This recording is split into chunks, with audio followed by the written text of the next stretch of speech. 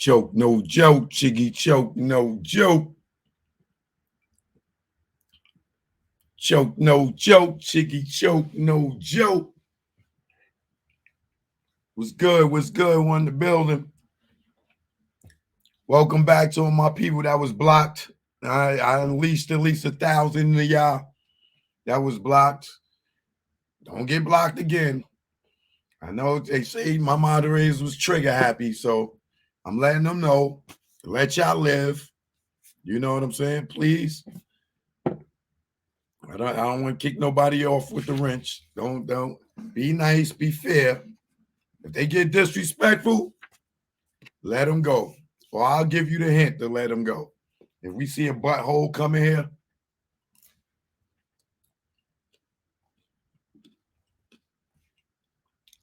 we're gonna put a foot in a butthole.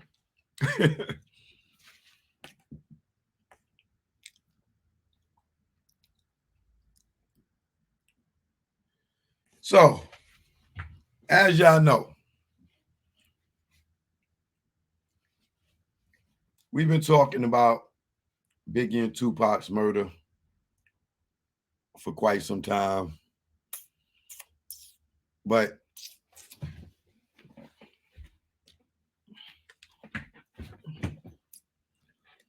more recently,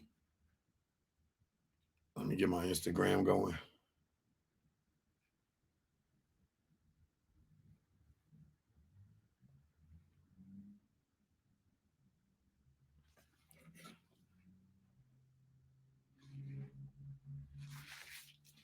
One second.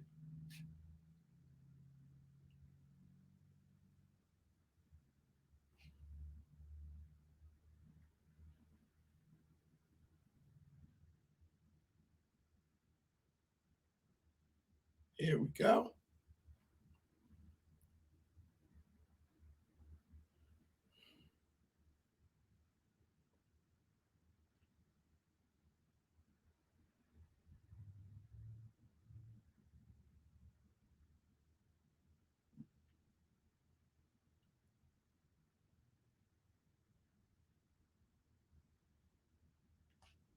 Hip Hop Black, what up? I'm live on YouTube. Link in my bio and in my stories if y'all want to join me over there. Jason, what up? Determined Mind, what up?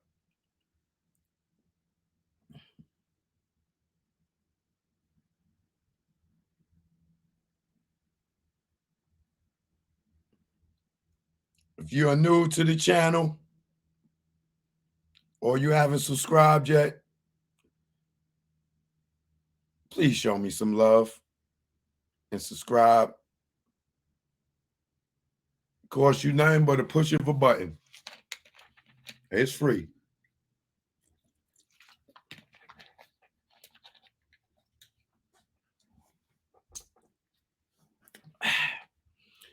Now, I'm going to let y'all know. I'm tired and I'm hungry. I made me a Philly chicken cheesesteak, a Philly cheesesteak, chicken cheesesteak today. I actually made 2 and some fries. And as you can see, I already ate one and wolfed down some fries while I was playing the music. That's why I was playing the music. So I could give me a little chance to get something in my stomach. You know, Simmons, what up? Because last night I got information on the Biggie case and the Tupac case and the conspiracies to kill Biggie and Tupac from a very reliable source that wants to remain anonymous, right? And you don't give up your sources anyway. But this source, information that they gave me is all from real records. This ain't a bunch of speculations of no, these are the actual, and this is the actual investigation.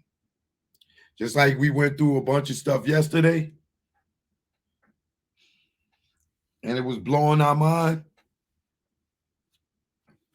Tonight, it's going to be a movie in this mother effer. And like I said, I'm going to put the stuff on the screen so y'all can see it. So y'all can see that it ain't no cap. Y'all can see it, right? Now, you know I don't have a college education. I did go to college for somewhat of 1 year, right? So sometimes I butcher some words. I'm not saying I am a professor and I'm not going to butcher some words. If I do, just correct me. Teach one. Each one teach one. All right. But in the last show, I think I got about 2 words wrong. Somebody hit me up and told me. Well, the pronunciation was wrong, which is fine. As long as you know what the hell I'm talking about. And it don't even matter because I got it on the screen so y'all can read for yourself. So if I pronounce it wrong, just bear with a brother. Okay? I didn't go to Howard, Harvard, or any of those. I'm not saying I'm the best, but for me, I have no shame. I wouldn't put it on the screen if I was ashamed that I can't pronounce certain words. I'll be saying where you can't see it and trying to read it. But like I said, that doesn't matter. We about to get into this.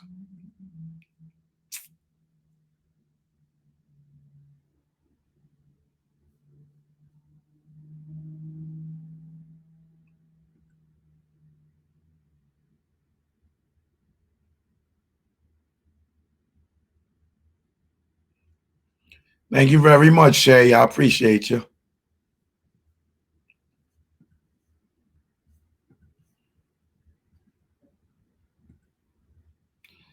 Okay, let's start with this one.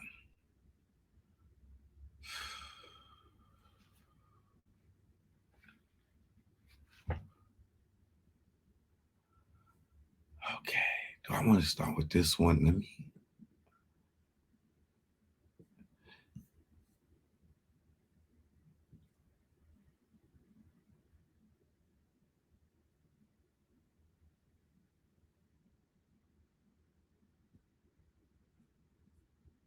Oh, you know what? We're gonna start with the other one first.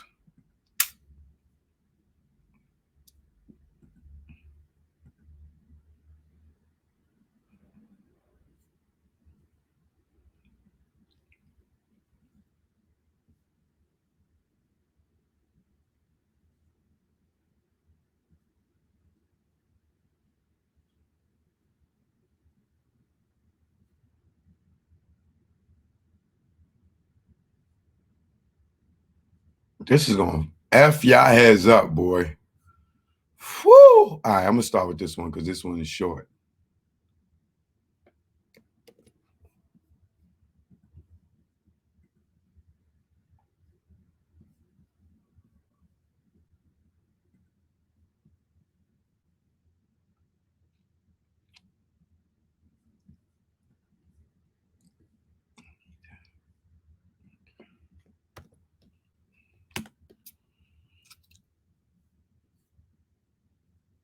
Here we go. So, the reason I'm calling this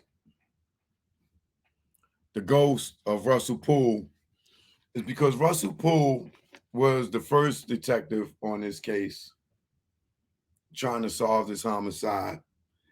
And he got brushed off.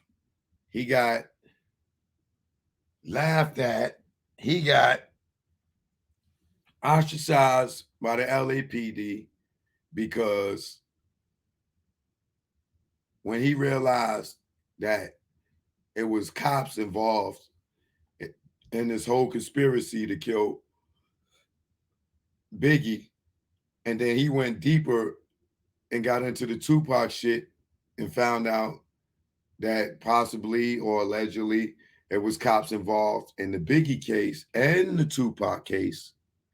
This made things bad for the LAPD because the LAPD had just lost, had to pay out a lot of money to people because of the Rampart scandal, which involved LAPD cops. Well, some of the same cops that was involved in the Rampart scandal was allegedly, I got to say allegedly because nobody got arrested yet, involved in the Tupac and Biggie murder. Now, I know y'all saying Tupac. No, Tupac got killed by Keefy D. Keep that thought.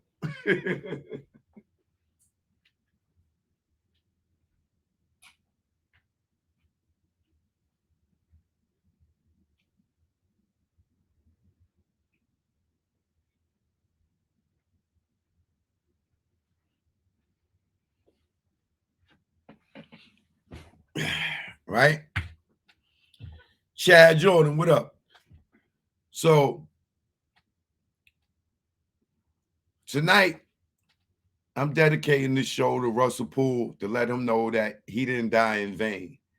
And after almost 30 years, his investigation has came to light. Thanks to the fact that Reggie stays on the internet and keep running his mouth and changing his goddamn stories. But according to Russell Poole's evidence, Reggie Wright is a dangerous Reggie Wright Jr. I am senior probably too, but for Junior, this nigga is a dangerous individual. He sit up here act like, he ain't scary or nothing. But I think the people in Compton, in LA, they know a different Reggie that we know that be on YouTube and this, that, and the third. Right? When y'all see the information that you're about to see, Russell Poole did a hella investigation. And at this point, I think they killed his ass too. Because he revealed way too much shit. Way too much. And going to the police to bring them this evidence when they trying to cover up the evidence, I believe that they did something to him for him to lose his life. You're going to learn in this information that even Harry O, they tried to kill Harry O in jail. You're going to find out that Suge fired Reggie after the goddamn Tupac shooting. I think we found that out yesterday. A lot of people didn't know that. Or maybe you're going to find that out tonight. I don't know, maybe because I was talking to a few people. But Suge let Reggie go after the Tupac situation because Suge know who tried to kill him. So he didn't trust the police no more. He just only had the cops. I mean, the gangbangers. But we're going to get into all that. Please share this video. Please share this video. Please share this video. Please. Especially if you know anybody in Tupac or Biggie's family or close to them. Please share this with them. Please hit the like button so the notifications could go out so niggas could see that I'm on. Please. This right here, if I was a scary nigga, I wouldn't read this.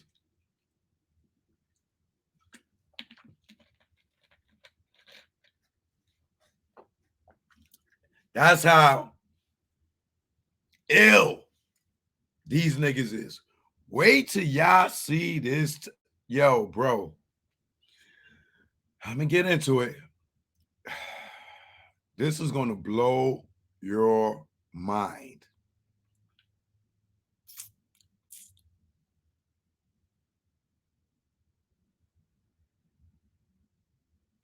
Let's go.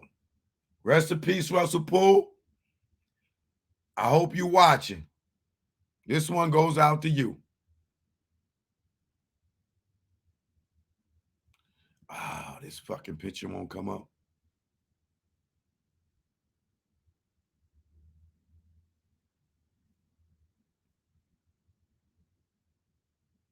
Ah, yeah. Don't worry. Don't worry. Is it? Wait a minute. Let me see something.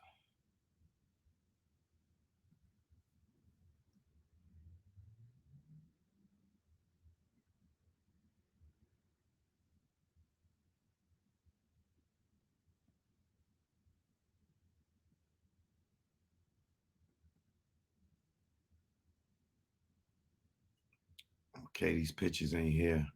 But I got video, so I'll show y'all the video after. All right. So, okay, here we go.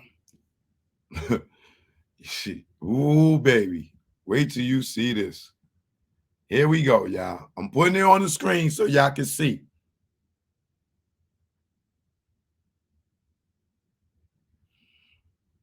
I'll reach out to him, Chad. Okay. What did Russell Poole take to the meeting with the sheriffs? Michael Douglas calling, right? Edit this, right?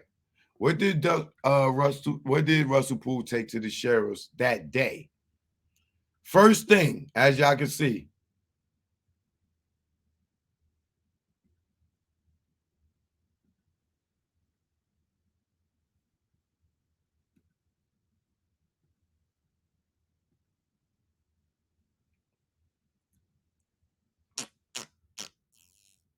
Trying to see which way is the best way to do this.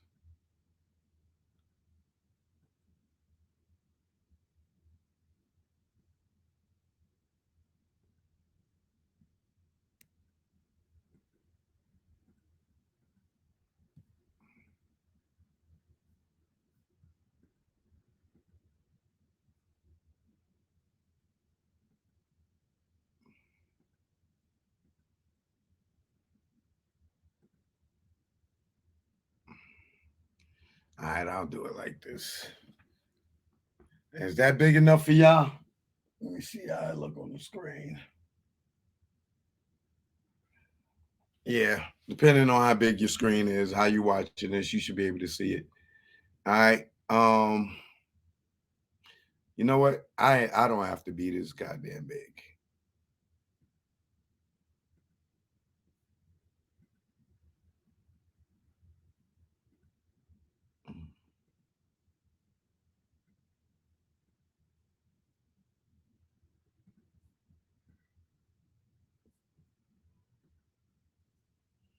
All right. Let's go. All right. So what did Russell Poole take to the sheriffs that day? First and foremost, this picture won't come up, right? But you see a photo of Reggie Wright Sr. at the MGM Grand interrogating Orlando Anderson. Russell took this on his cell phone. I'm gonna show y'all that video later. I got that on a whole nother joint, right? So this puts Reggie Wright Sr. in Vegas at the MGM Grand the night Tupac had the fight, right? So Reggie's father was there, right? Out of his jurisdiction,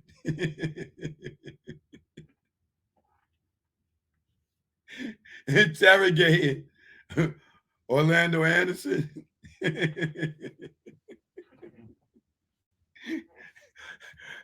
Yo, do y'all understand what I'm saying?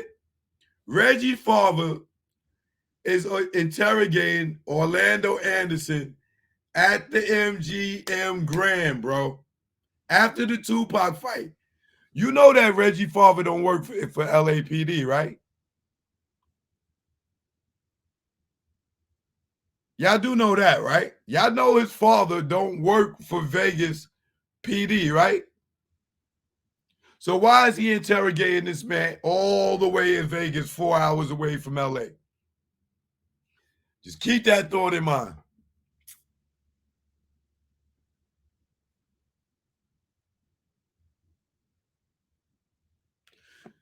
Suge's attorney reaches out. On July 14, 2015, Michael Collins receives the following email from Thaddeus Culpepper to Michael. Hello, I am one of Suge Knight's criminal defense attorneys. I got your letter from my co-counsel, Tom Miserio, whatever his name is. Read your letter with great interest. Please contact me. That is, all right, that's July 14th, 2015. And this is, remember, this is Suge's attorney reaching out, right? Not David Kenner, right? Tom and I read your letter with great interest. We just got off the telephone with Suge Knight. Tom read your letter and your Tupac murder facts to Suge in his jail cell. Suge Knight said, who the fuck is these guys and how do they know all of this? I never thought of any of this information would become public. All right, y'all heard what Suge say, right? Suge says, who the fuck is these guys and how do they know all of this? I never thought any of this information would become public. I was silent. Thad, short for Thaddeus, Thad broke the silence by saying, Suge Knight verified that all of this is true. Russell Poole also called Thaddeus and verified that Suge Knight stated it was all true. Y'all hear this, right? Here's the information on Tupac's murder. Russell Poole arranged for Michael Collins to meet with respected Fox 11 journalist Chris Blatchford on March 6, 2014, to discuss the confession letter to the murder of rapper Tupac Shakur that Blatchford received in 1998 from one of the alleged shooters. This is 98, y'all. This is just 2 years after. At that meeting, Blatchford discussed his interactions with the two of the shooters, one of which was supposed to take out Suge Knight. A copy of the letter was given to Collins. Blatchford forwarded to Russell Poole a statement about the letter and additional information he had received from the shooters and confidential informant. This clue, along with all of the corroborating evidence, gives us the best chance to solve this murder and bring the killers to justice. Victims. Marion Suge Knight. You see, you notice it's a victim, not suspect. So they not accusing Suge of getting this hit done on Pac. Right?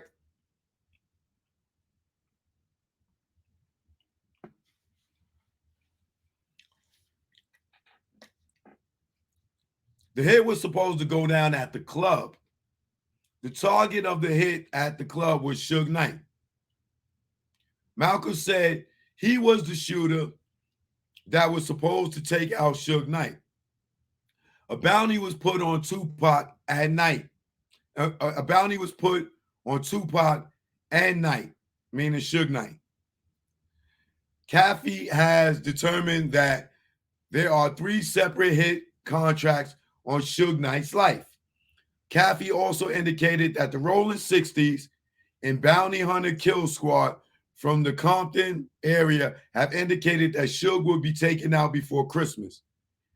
It was also related by Caffey that the reality of Suge being killed in Tarzana was extremely high due to the fact that Suge is an easy target at Death Row Records.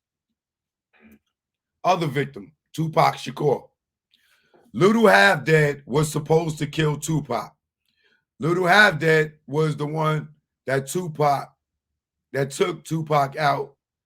A bounty was put on Tupac and Knight. As you can see, all these have numbers on them. These numbers are reference numbers, right? Motive for killing Tupac and Suge. Revenge is the motive, right? The shooter, Little Half Dead, that killed Shakur, had a revenge motive. Little Half Dead is Snoop Dogg's cousin. Death Row had become recouping against Snoop's $5 million legal bill. That the victory had been financed entirely on Suge's down work to legally justify the label's position and ceasing to pay Snoop while it collected against the debt did not claim the label's only remaining marquee superstar. As a result, the sentiment between the two parties grew all the more sour as months passed. Knight had a falling out with Snoop Doggy Dogg. There was tension between Tupac and Snoop Dogg's entourages. Days before the shooting, Snoop had a severe falling out with both Suge and Tupac in New York. At one point, Snoop actually feared for his own life on the flight. Little Half Dead and Tupac had a dispute about songs that were taken. Little Half Dead was beaten down by Tupac soldiers, which would what be the Outlaws maybe? Little Half Dead was upset with Tupac because Tupac stole one of his songs. Very deliberate in his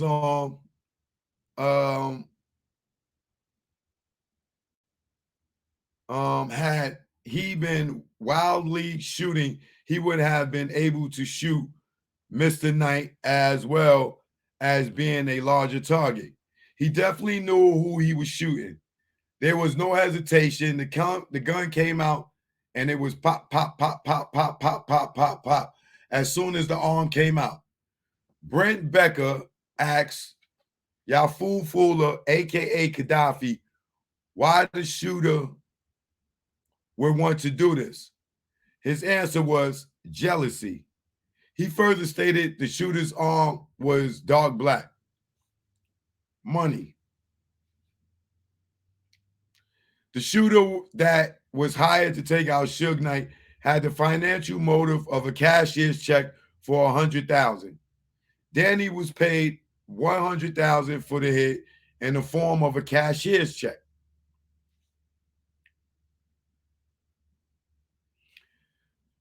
Money, prestige, and power. The conspirators who ordered the hit had a financial motive of hundreds of millions of dollars. The shares of the Death Row Records and Tupac's music, as well as being tired of Suge Knight's antics. Wright wanted rights to all Tupac's material. That would be Reggie Wright. The means. Guns. There were shooters, spotters, and conspirators. 3 guns were used, Tech 9, 45, and a Glock.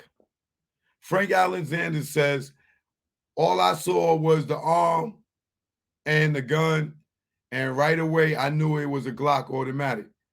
As for gun that was used, will be dropped off at a security booth at Fox 11.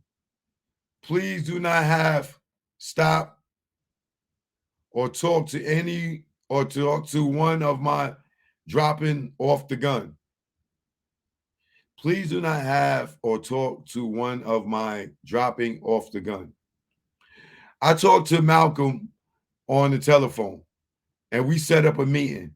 He said he would bring one of the murder weapons and wanted to do an on-camera interview to protect himself. The letter also said that Malcolm would drop off one of the murder weapons at KTTV Studios. Tell XCon how you want. Tell XCon how you want it delivered. I don't want to put it in a box because I don't want you thinking it's a bomb.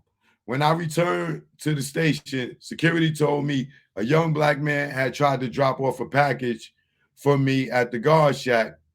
Company policy prohibited them from accepting it. According to Kevin Hackey, the gun was used to kill Tupac Shakur was a Glock 40 that was confiscated by an off-duty Santa Monica police officer during a routine search at the House of Blues by Hussein Fatal, one of Tupac outlaws, on July 4th, 1996, when he was detained attempting to enter the venue with his Glock 40. In late July, Reggie Wright contacts Kevin Hackey and asks him to keep tabs on the weapon. The off-duty Santa Monica officer takes the gun back to Santa Monica Police Station. The gun was then ballistic tested by the FBI and run to see if the weapon was stolen or had been used in any crimes. There were no ballistics match at the time, so the FBI sends the weapon back to the Santa Monica police. Sometime in August of 1996, Santa Monica police contacted Kevin Hackey and tell him the gun is clear for pickup. Hackey, who was working undercover for the FBI and ATF, retrieves the gun and takes it to his handlers. They clear him to release the gun to Reggie Wright Jr. Hackey hands the gun to Reggie Wright Jr. Subsequently, I know I'm pronouncing it jacked up. Subsequently, the Glock 40 is used to kill rapper Tupac Shakur. Y'all heard that, right? The same gun that Fatal had is the same gun that killed Tupac.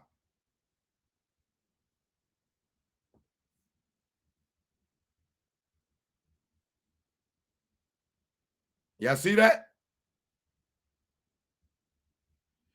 The House of Blues, Hussein Fatal, one of Tupac's outlaws, on July 4th, 1996, when he is detained attempting to enter the venue with his Glock 40. Reggie contacts Kevin Hackey and asks him to keep tabs on the weapon. The off-duty Santa Monica officer takes the gun back to the Santa Monica police station. The gun, FBI do the test on it. It's not dirty. They give it back. Boom, boom, boom, boom, boom. Kevin Hackey, police call Kevin Hackey and tell him the gun is clear for pickup.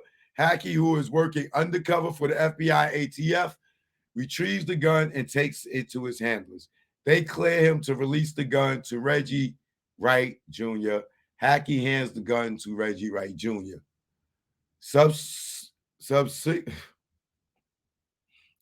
It's a tongue twister for me.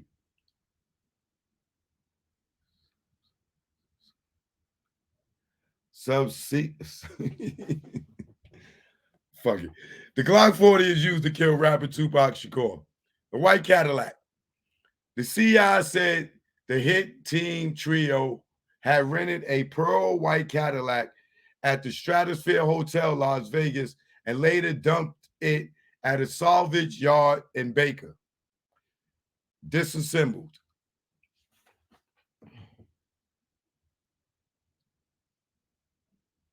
And the girl said remember yesterday in the girl statement, they said the Cadillac had Vegas tags, right?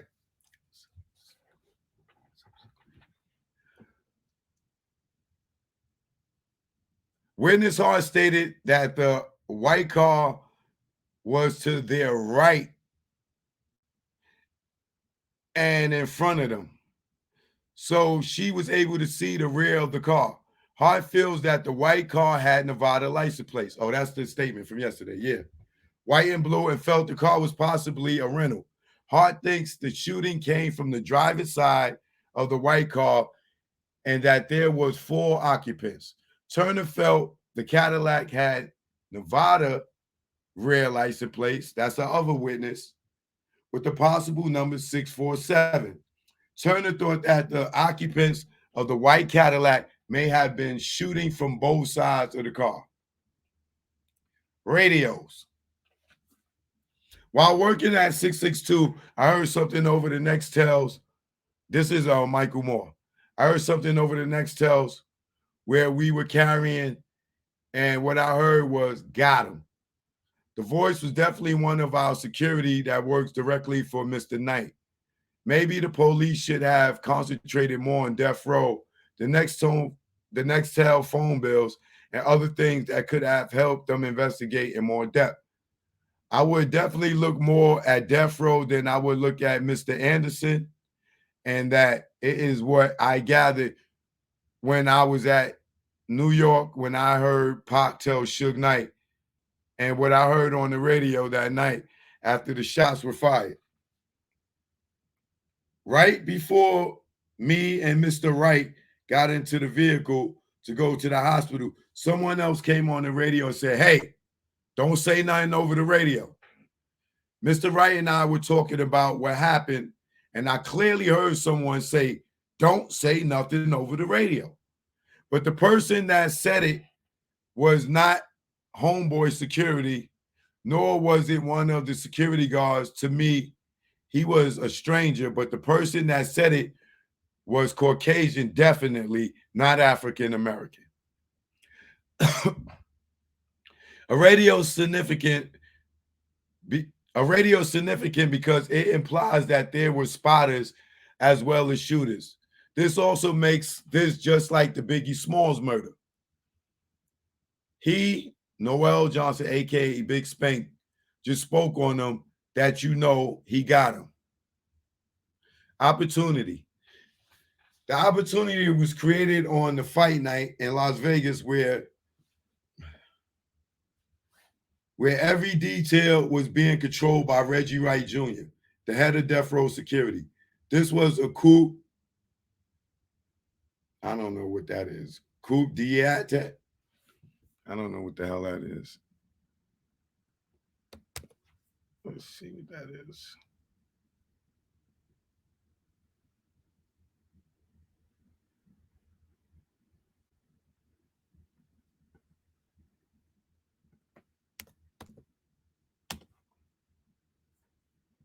What does that mean? A sudden, violent, and unlawful seizure of power from a government.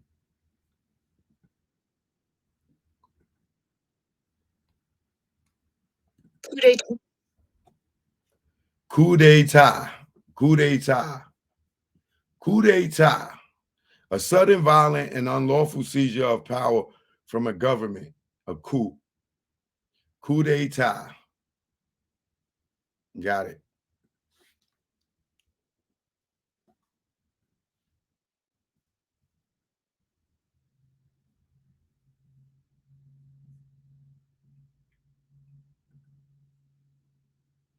Coup d'etat at Death Row. Wait. Reggie Wright Jr., the head of Death Row Security. This was a coup d'etat at Death Row Records orchestrated by insiders at the record label. They tried to kill Suge Knight that night, and they have been conspiring against him ever since. He, CI, says it was Wright who, on the night of Tupac's murder, told the killers where Tupac would be, along with Suge.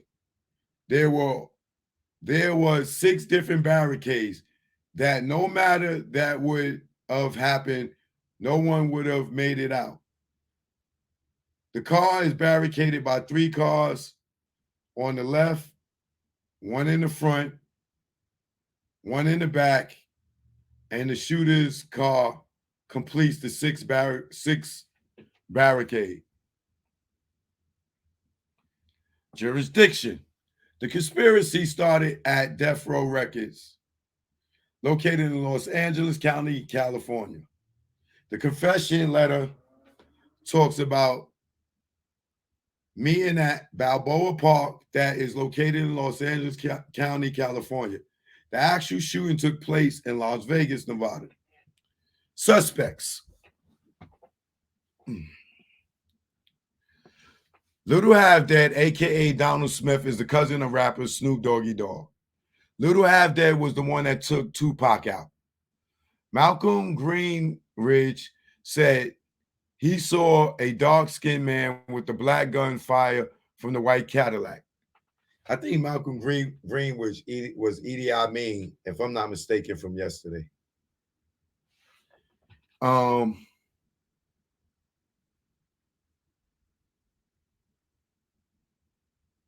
I think it was. All right, let's double check. Let's be sure.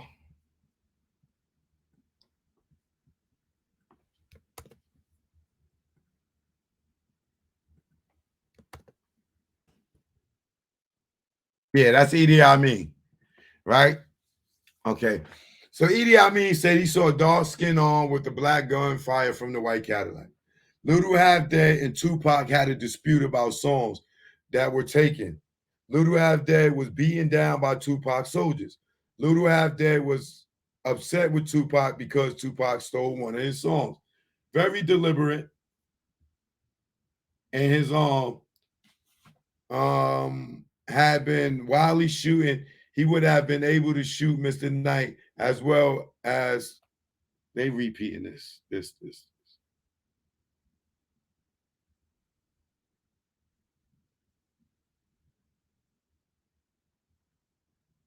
Little Half Dead was represented by Suge Knight and Death Row Records, and his contract was sold off to Priority Records. And he was sponsored mostly by, I don't know what the fuck that's supposed to be. Suge Knight? I don't know. What Knight did not know was that Little Half Dead found out he was being sold to Priority. On Little Half Dead album cover for Dead Serious, you can see the image of the slain Tupac Shakur at Can-Am Studios, along with the slain Yak Fula. Snoop Dogg calls Little Half Dead his enforcer. Death Row, I don't know if any of y'all even seen that shit, right? Look at this fucked up shit. Watch this.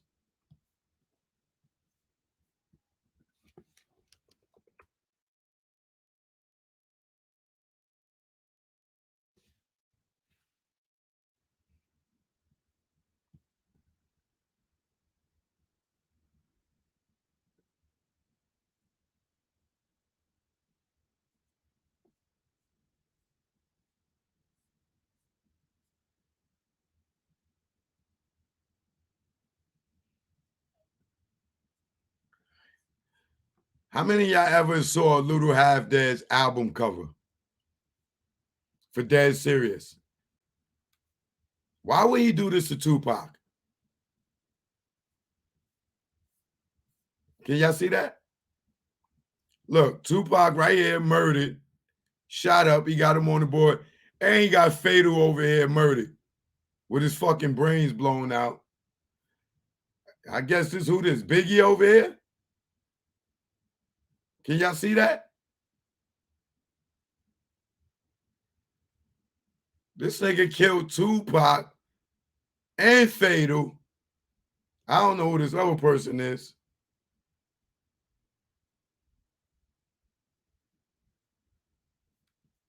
How many of y'all know about that?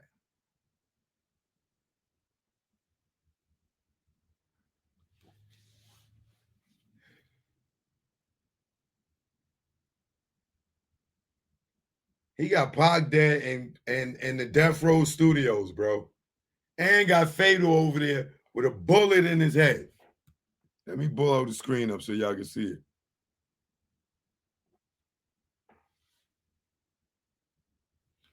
Instagram, y'all can Google Little Half Dead, Dead Serious. You can see it yourself. Oh, matter of fact, I can show y'all. Hold on. Look, they go Tupac. They go Fatal. That's Little Half Dead. And I don't know, this might be Biggie. I don't know who this is supposed to be.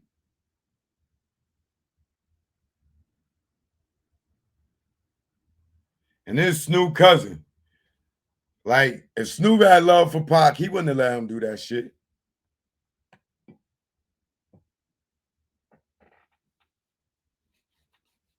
I mean, Gaddafi.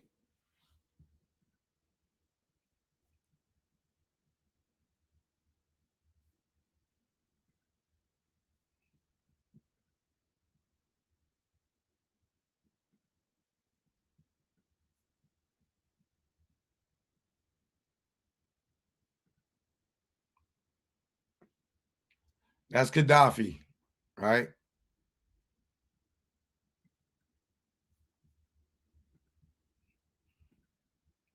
I get these niggas' names mixed up, so please bear with me.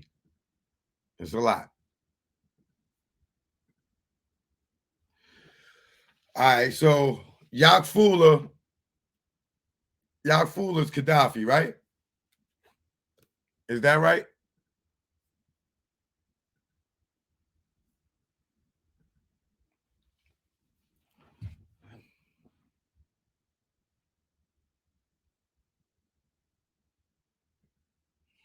Okay, so on Little Half Dead's album cover for Dead Serious, you can see the image of slain Tupac Shakur at Can-Am Studios, along with the slain Yakfula. Snoop Dogg calls Little Half Dead his enforcer. Death Row had begun recouping against Snoop's $5 million legal bill. That the victory had been financed entirely on Suge's Down work to legally justify the label's position in ceasing to pay Snoop while they collected against the debt did not calm the label's only remaining marquee superstar. As a result, the sentiment between the two parties grew all more sour as months passed. Now he had a falling out with Snoop Doggy Dogg. There was tension between Tupac and Snoop entourages. Days before the shooting, Snoop had a severe falling out with both Suge and Tupac in New York. At one point, Snoop actually feared for his life on the flight as he was stripped of all his bodyguards. In an interview with Snoop and Little Half Dead with allhiphop.com, we learned Snoop, like Dr. Dre, I don't let niggas talk about like Dr. Dre. I don't let niggas talk bad about Dr. Dre. I can talk bad about him, but y'all can't. Little Half Dead says, and the cold part about it is, I wouldn't let nobody talk bad about Dre just because Snoop love him. Snoop, better not. It don't matter. Laker fans, Raider fans, whoever you niggas is, you ride with them to the fullest. If a nigga disrespect your peoples, you feel disrespected. This is my homie Half Dead right here.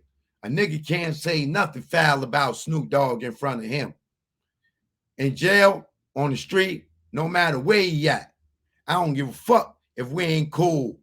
A nigga can't say nothing. White boy, aka Danny Patton, I shot that Tupac motherfucker. I was there, man. One name, and I heard the name. I don't know if it was Gangster, White, or it was something along that line. I clearly heard someone say, don't say nothing over the radio. But the person that said it was not homeboy security, nor was it one of our security guards. To me, it was a stranger. Remember, these numbers is all like, this ain't no straight statement.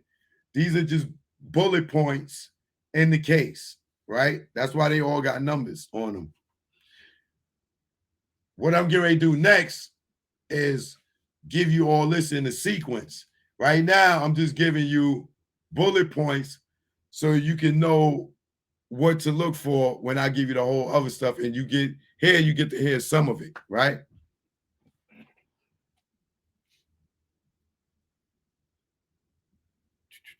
But the person that said it was not homeboy security, nor was it one of the security guards, to me, he was a stranger. But the person that said it was Caucasian, definitely not African American.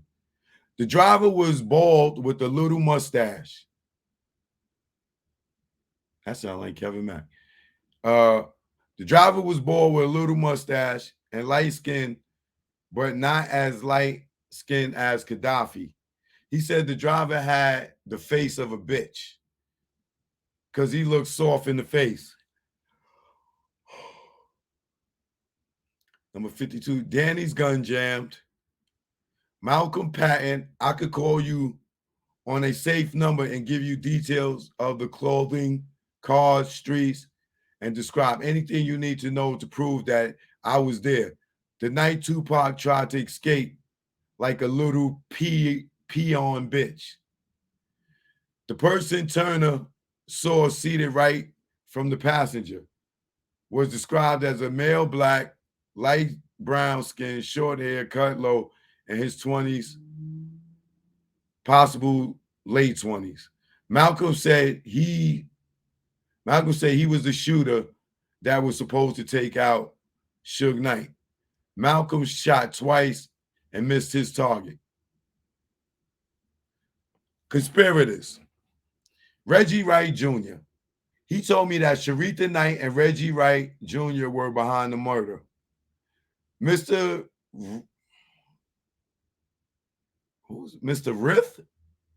Wright Jr. gave info where Tupac was going to be. He said it was Wright who, on the night of Tupac's murder, told the killers where Tupac would be, along with Suge.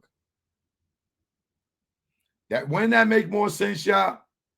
If them niggas got into a fight, Pac went to the hotel to change, Suge went home to change, some niggas went with Suge, and then these niggas know exactly where they at to pull up on these niggas. After all that, them niggas went home, changed, showered up, and all that stuff and shit. These niggas supposed to rode around. Oh, Tupac, and just found these niggas. Fuck out of here. He said it was Wright who, on the night of Tupac's murder, told the killers where Tupac would be, along with Suge. Michael Moore tells of hearing "Got Him" come over Reggie's radio while he was standing next to him at Club 662. Reggie Wright was responsible. Reggie Wright was responsible for disarming all of the security on the night Tupac was shot. It was all Reggie's fault. It wasn't even something where you could debate it. Every decision came from Reggie's mouth. Reggie Wright Jr. is seen in the MGM surveillance video walking with the woman, possibly Sharitha Knight, and then shaking hands with Orlando Anderson and leading him away.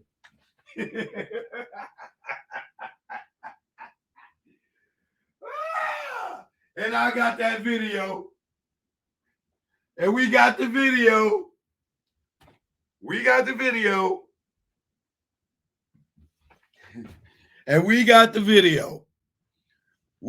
video. Reggie Wright Jr. is seen in the MGM surveillance video walking with a woman, possibly Sharitha Knight, and then shaking hands with Orlando Anderson and leading him away. Sharitha Knight, even though Suge and Sharitha had become estranged, she did stand to inherit his shares if he was killed. She was on the paper. He told me that Sharitha Knight and Reggie Wright were behind the murder. Possible co-conspirators.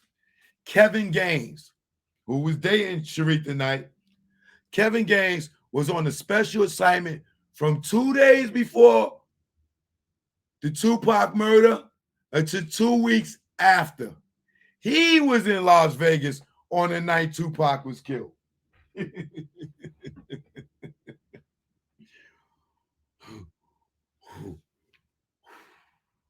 What's the chances of that, y'all?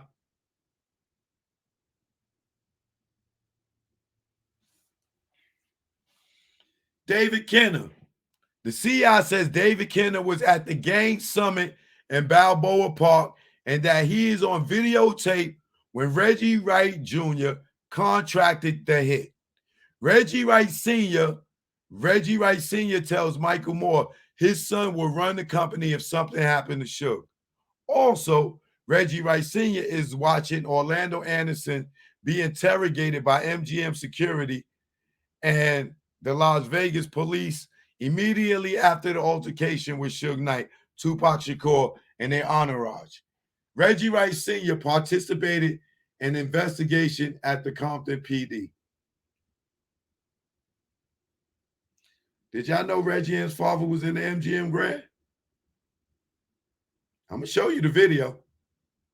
Did y'all know that Reggie and his father was at that MGM Grand and kicking it to Orlando Anderson?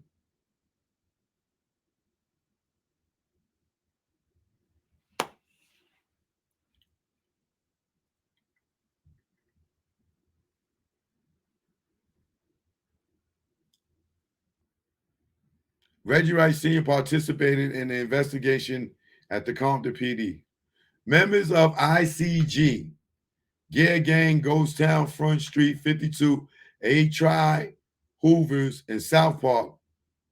There was a gang summit in Balboa Park. The gangs were in attendance.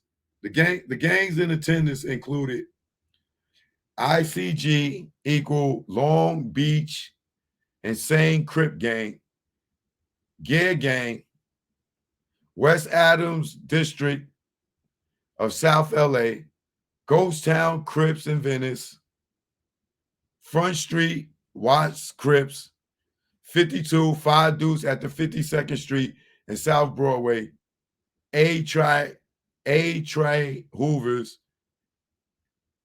A-Tri Hoovers equal A-Tray Hoovers, 83rd Hoovers, and South Park, 51st Street in Avalon. The CI, different gangs. No, the CI says at first there was a get-together in Balboa Park in the San Fernando Valley.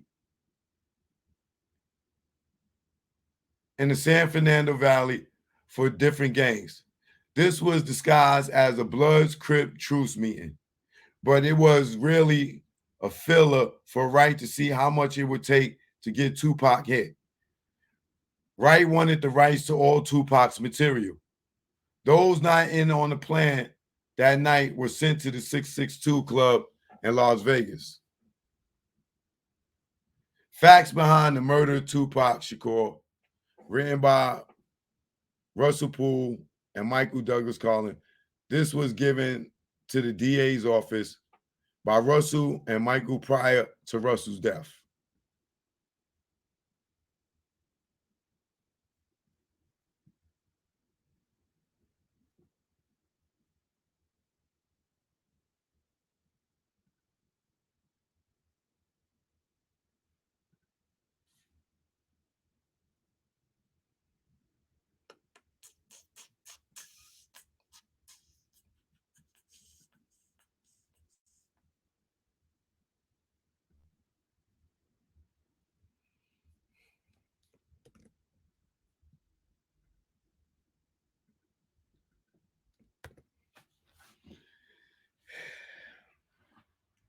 Wait, let me see.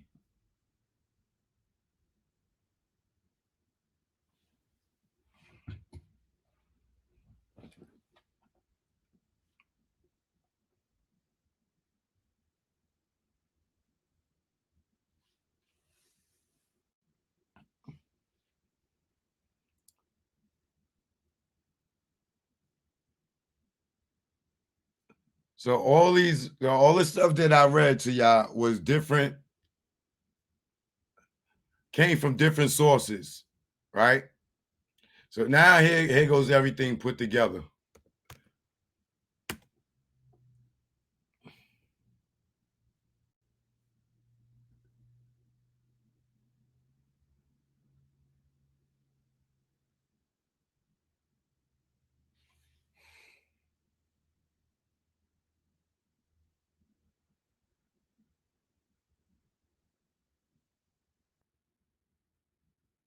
This is the good part.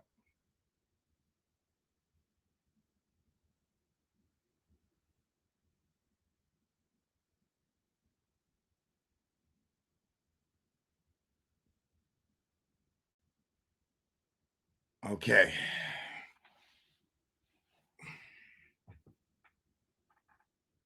Hold on, I want to take this shirt off because I'm burning up.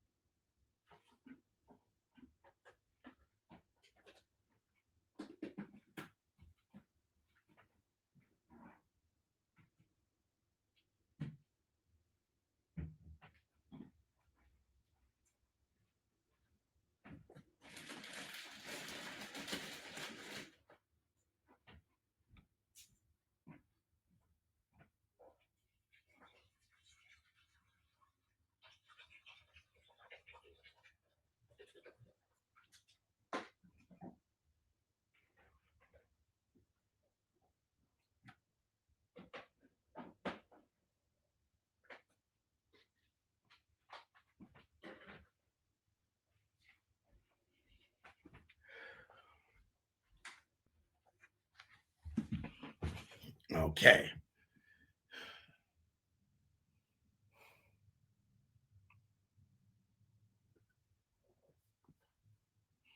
And I tell you, this is the good part. This is where everything changed. Now, this is Russell Poole's whole investigation right here.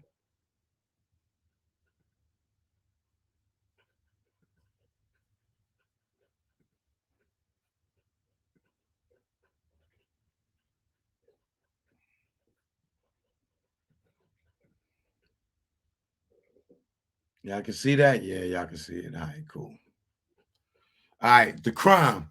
On September 7, 1996, Suge Knight was driving a BMW in Las Vegas with Tupac Shakur in the passenger seat. A white Cadillac pulled up alongside the car, and 13 bullets were fired all over the car. Tupac was struck multiple times, and the bullet lodged in his lung. Tupac Shakur died on September 13th, 1996, from wounds sustained from the crime. Jurisdiction. The shooting occurred in Las Vegas. Las Vegas is the assumed jurisdiction. If there was a conspiracy to kill Tupac, then the jurisdiction is where the conspiracy began. Death Row Records was headquartered in Los Angeles County. So if the conspiracy occurred in the LA County, then Los Angeles police, sheriffs, and the DA's office have clear jurisdiction. Evidence of conspiracy. Evidence examined includes the records from the Tupac and Biggie LAPD investigation, the Death Row Records bankruptcy filings, the Christopher Wallace estate civil trial against the city of Los Angeles for wrongful death, secret tape recordings made by bodyguard Frank Alexander in the immediate aftermath of the Shakur shooting, FBI release files. Wait till y'all see these. Various other files, audio and video recordings, and a confession letter written in 1998 that was given to Fox 11 journalist Chris Blatchford. Number one, Reggie Wright disarmed all security guards on the night of the shooting. This was a break from the normal protocol when guarding artists in Las Vegas. Number two, Michael Moore refused the order and insisted on carrying his weapon. He was removed from guarding Tupac and was ordered to Club 662, where he was to stay close to Reggie Wright.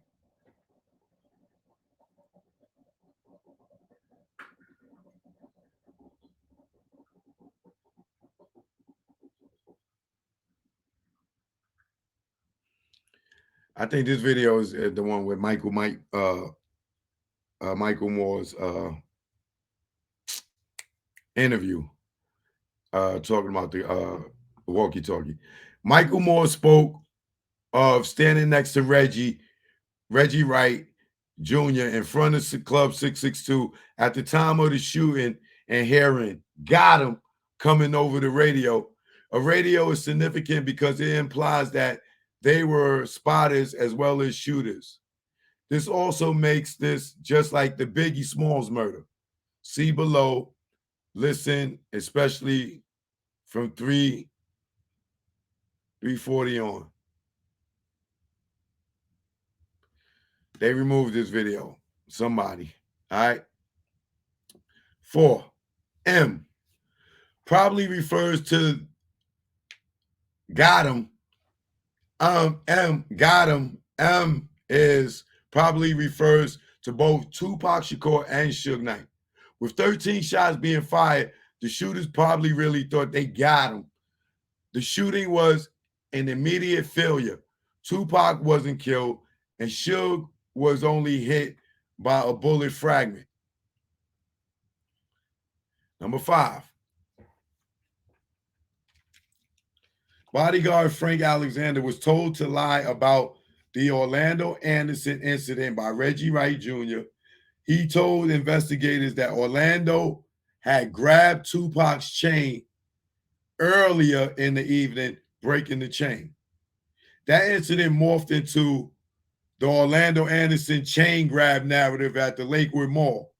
Frank Alexander came clean with Las Vegas investigators, and when he told the Las Vegas, Frank Alexander came clean with Las Vegas investigators, and he was told by the Los Angeles DA's office and Death Row Records associates that his life was now in danger. Those conversations were secretly recorded by Frank Alexander. We have copies of these recordings. According to the Biggie Smalls civil trial, Reggie Wright is a suspect in the murder of Christopher Wallace, a.k.a. Biggie Smalls, a.k.a. the Notorious Big. Y'all knew that? According to the Biggie Smalls civil trial, Reggie Wright is a suspect in the murder of Christopher Wallace, a.k.a. Biggie, a.k.a. the Notorious B.I.G.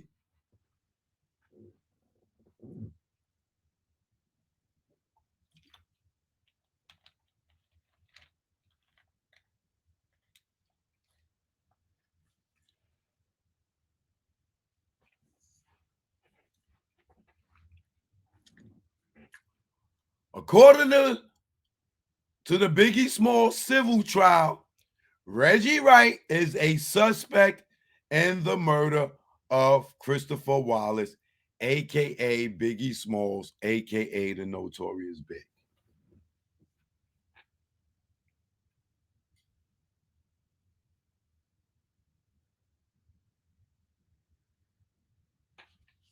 Now it makes sense where the Poochie story come from and all this.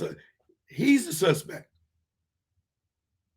Reggie Wright Jr. shows up at every one of the interviews of Death Row Records insiders by Las Vegas police. Brent Becker interview from the Tupac assassination.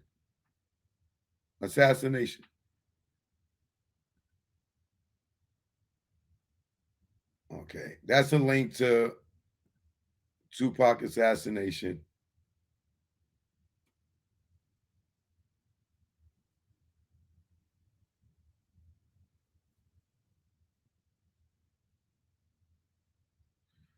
You can see that information if you go watch that documentary, right? Okay. Number 8, Reggie Wright Jr. reveals that off-duty LA police, LAPD police worked for Right Way Security on death row records assignments. Reggie Wright's deposition. David Kenner rented home of Larry Longo through Frank Longo, Larry's son. Kenner then moved Suge Knight into the home, setting up a clear conflict of interest. Larry Longo is fired but cleared of any wrongdoing. The maneuver was clearly orchestrated by Kenner to set Suge's probation violated in a way that judges Abou, I don't know what that word means. I got to look it up.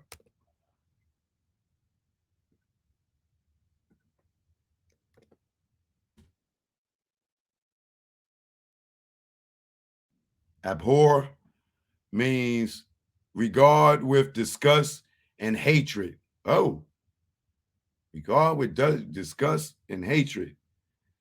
The maneuver was clearly orchestrated by Kenner to set up Suge's probation, violated in a way that judges abhor, which is regard with disgust and hatred.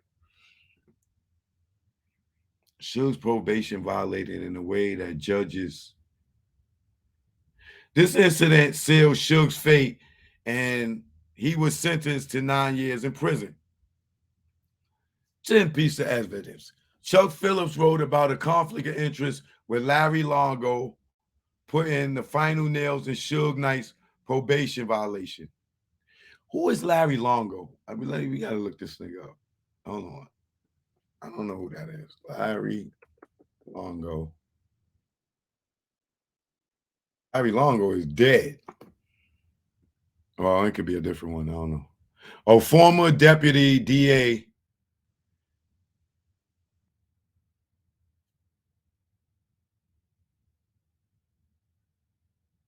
Why would David Kenner have Suge Knight stand in a motherfucking a DA's house?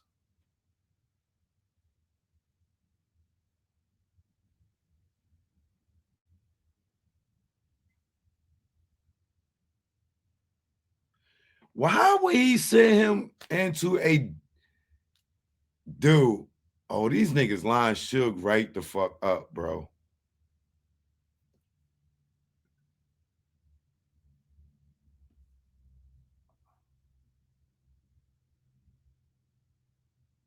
Oh, and he signed his daughter. He signed that dude's daughter to a record deal.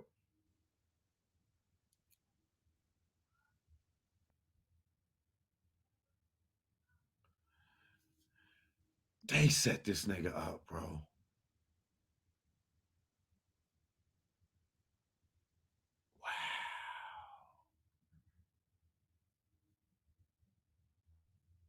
Holy shit. Yo, this nigga had this nigga stand at a DA's house, bro.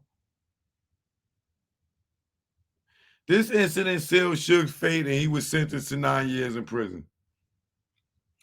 Chuck Phillips wrote about the conflict of interest with Larry Longo putting the final nails in Suge Knight's probation violation. It is clear in the aftermath of the Tupac and Suge shooting on September 7, 1996, that Suge Knight no longer trusted Reggie Wright to handle his security. He uses his homeboys instead, a fact that Reggie Wright conveys through Kevin Lewis,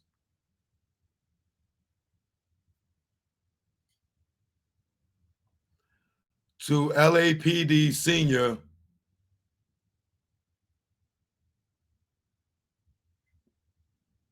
lead Ken Knox. Using convicted felons as security was a violation of Suge's probation. Reggie Wright also tells Knox directly that Suge had been traveling out the country, another probation violation. Reggie is trying desperately to get Suge's probation revoked from Knox's detailed notes. Who's a snitch, Reggie?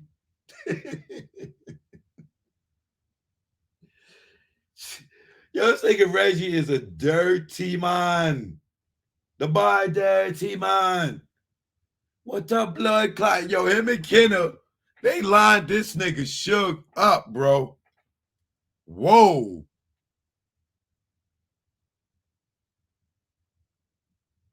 Number 12, David Kenna bungled Suge's probation hearing, sealing Suge's fate and being incarcerated. When they couldn't kill Suge, they conspired to send him away. Number 13, Christopher Wallace, aka Biggie Smalls, is murdered on the Los Angeles street. The murder is committed to further galvanize the East Coast West Coast feud and throw investigators off of the trail of the actual murderers and the Tupac Shakur murders. The murder may have also been used by Wright to get back into Suge's grace. Poor Biggie. Poor Biggie, yo. They just killed Big for nothing, bro. They just killed Big for nothing, bro. Christopher Wallace, a.k.a. Biggie Smalls, is murdered on Los Angeles street. The murder is committed to further galvanize the East Coast West Coast feud and throw investigators off on the trail of the actual murderers in the Tupac murders. The murder may have also been used by Wright to get back into Suge's good graces. Experience modification from Tupac's murder to Biggie's murder. Experience modification from Tupac's murder to Biggie's murder. Gang kids used for Tupac's murder with regular ammo and a wide pattern of bullets. Biggie's murder used a professional assassin with armor-piercing ammunition and a tight pattern with almost same drive-by tactics. See below. Detective Russell Poole met with resistance inside of LAPD to fully investigate the murder of Christopher Wallace and to fully investigate the corruption of Officer Kevin Gaines by department leadership. He later is pulled off the case and reassigned and eventually pushed out of the apartment. His reports on the incidents are gutted and much of the information disappears along with Frank Lager's personal package.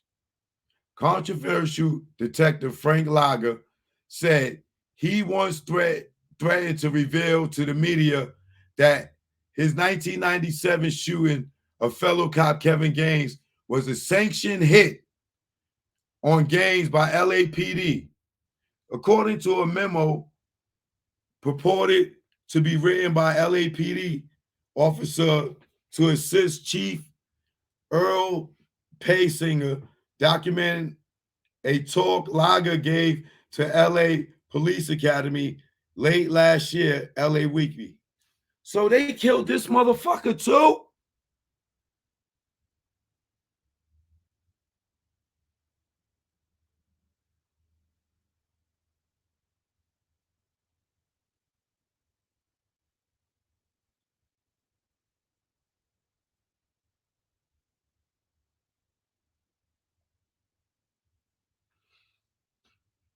Oh, shit.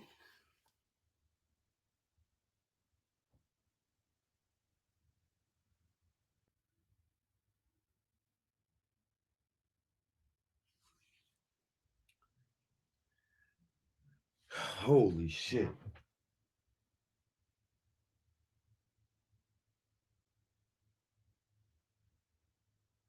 So, if y'all remember the scene in Unsolved when the white cop pulls up on Kevin Gaines and he flashed the gang signs and shit, or flash the gun, and he chase him and they get there and they go into the gas station and they do that shooting, and Lager kills Kevin Gaines. He's saying that LAPD paid him to kill him.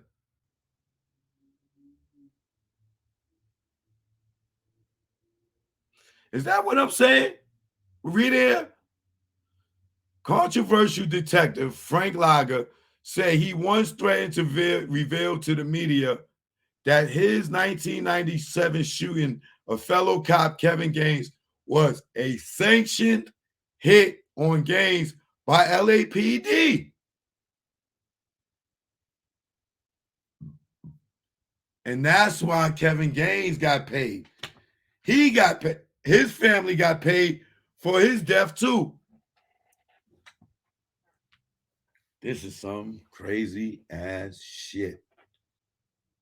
According to a memo purported to be written by LAPD officer to Assistant Chief Earl Paysinger, documenting a talk Lager gave at the LA Police Academy late last year.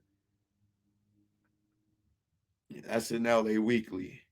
Reggie Wright Jr. was second in command at Death Row Records and ended up running record label after Suge Knight was incarcerated by maneuvering himself into that position. The chaos at Death Row Records that began October 22nd when Suge is arrested and put in jail ends when Wright is put in charge.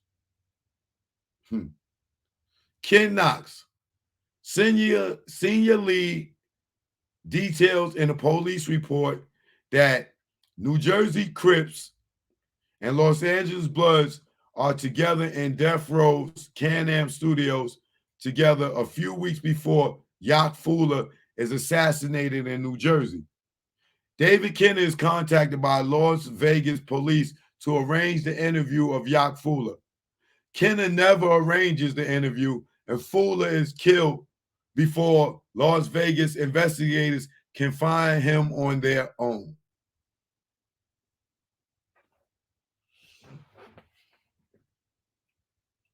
Now, why wouldn't David Kenner take, that's Gaddafi, right? Yak Fuller, to do a composite, to do a sketch like Little C's and them did with the Biggie joint. Why wouldn't he want him to go and talk to Vegas police? He already gave him a statement. So why would David Kenner's contacted by Las Vegas police to arrange the interview of Yak Fuller? Kenner never arranges the interview, and Fuller is killed before Las Vegas investigation can find him on their own. Murders in the immediate aftermath of Tupac Shakur's murder were those affiliated, witnesses, or with knowledge of the murder. Yak Fuller was an assassination hit, and Death Row Records were the first to call it a suicide. We have the tapes of telephone calls between Frank Alexander and various Death Row insiders about this murder. Also, we have the FBI report that states this was an execution murder. See below. Murders before Suge was released from prison were those who were Suge's inner circle. To weaken Suge from putting together muscle to retaliate upon his release. Evidence number 19. According to Kevin Hackey, the gun used to kill Tupac and Shakur was a Glock 40 that was confiscated by an off-duty Santa Monica police officer during a routine search at the House of Blues of Hussein Fatal, one of the Tupac's outlaws. See Reggie Wright disposition below. The gun was ballistics tested by the FBI before being released to Kevin Hackey, who subsequently, I said it wrong, subsequently gave the gun to Reggie Wright Jr. According to Hackey, the ballistics from the murder were matched with the gun used in the Tupac murder.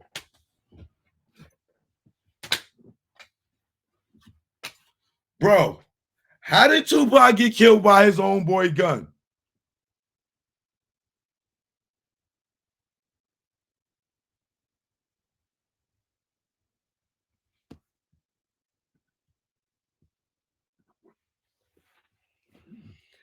How did Tupac get killed with Fatal's gun, y'all?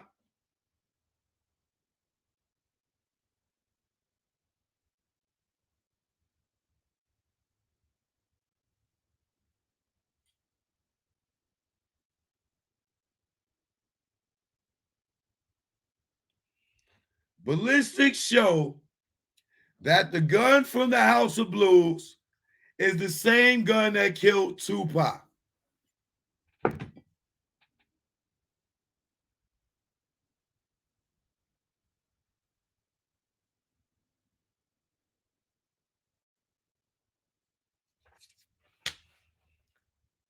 Are y'all hearing what the fuck I'm saying here right now? Ballistics show the gun that killed Tupac is the same gun from the House of Blues.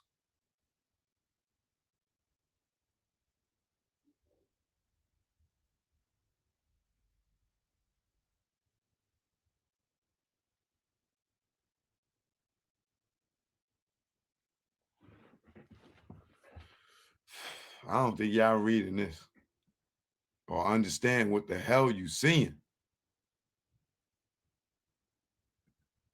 Bro,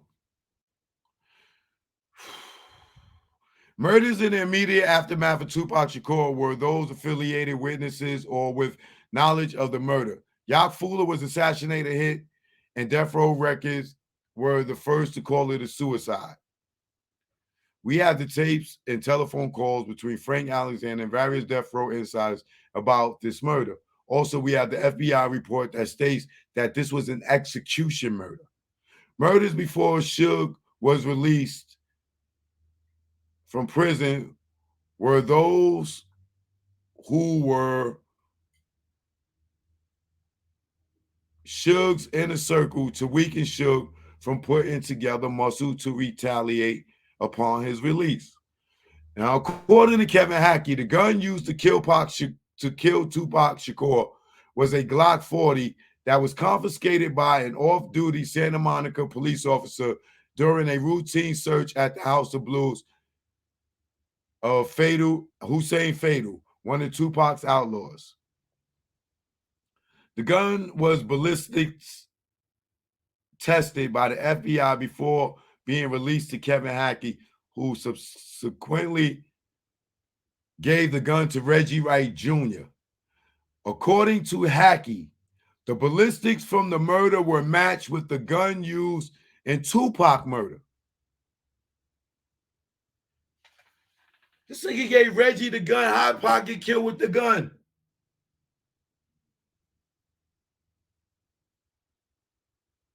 The timeline on the gun looks like this.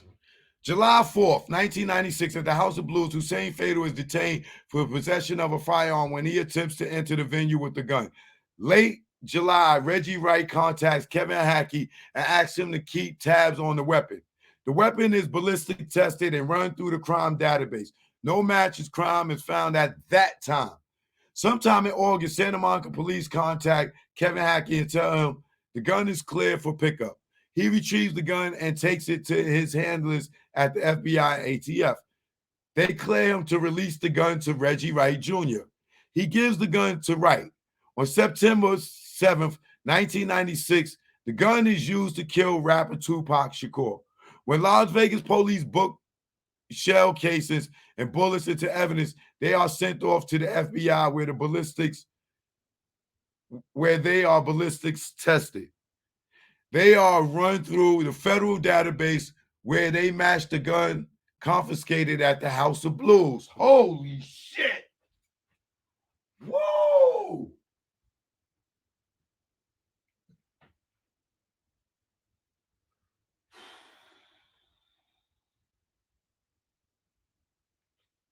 Holy shit.